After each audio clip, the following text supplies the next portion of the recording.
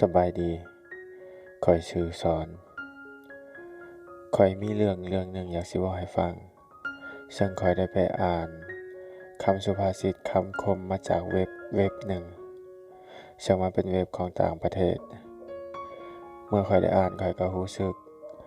มักประทับใจในเรื่องราวที่เขาได้แชร์ได้เว้ากัน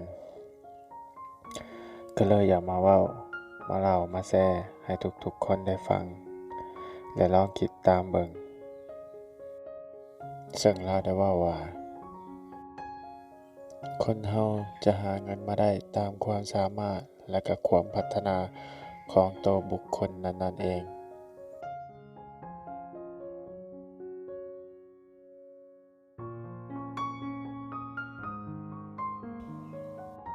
หมายความว่า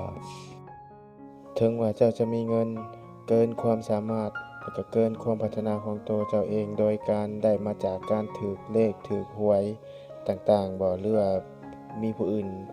อุดหนุนค้ำสู้ให้หลายเพียงใดก็ตามถ้าเจ้าบ่มีความพัฒนาให้เทียบเท่าเงินที่เจ้าได้มาหั้นมันก็จะค่อยๆลดน้อยถอยลงแล้วก็หมดไปในที่สุดบางคนทุ่มเทเฮ็ดเวียกเฮ็ดงานเพื่อหาเงินเพียงอย่างเดียวโดยบ่ได้พัฒนาตัวเองไปพร้อมๆกับการเฮ็ดเวียกหั้นเจ้าก็จะอยู่จุดเดิมที่เจ้าเคยอยู่นั้นตลอดไปยกตัวอย่างถ้าว่าเราเอาเงินทั้งหมดในโลกมาโฮมเข้ากันเป็นก้อนเดียว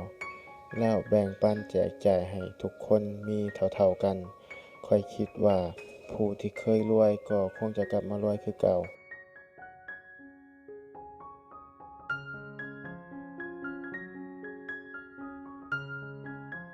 ย้อนทุกๆคนมีความสามารถ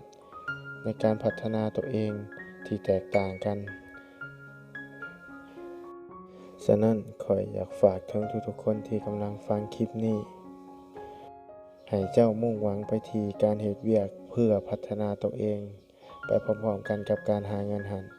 มันจะเฮ็ดให้ชีวิตเราก้าวหน้าขึ้นในทุกๆด้านบ่ว่าจะเป็นเรื่องทางการบริหารการเงินหน้าที่ตำแหน่งเวียกงานในบ่อนเฮ็ดเวียก